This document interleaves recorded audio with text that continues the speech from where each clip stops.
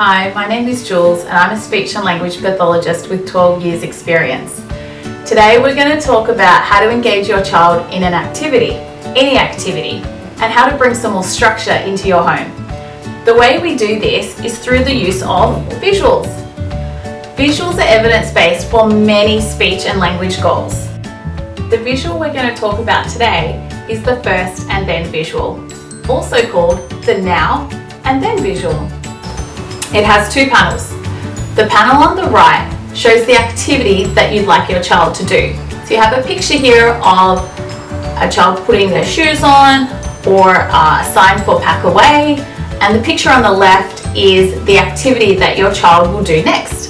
This is usually a reward or something that your child has chosen. It could be bubbles, a snack, or jumping on the trampoline, and it usually helps create the child to partake in the first activity. This is also a great way to teach the concept of first. First we do this, and next we do this.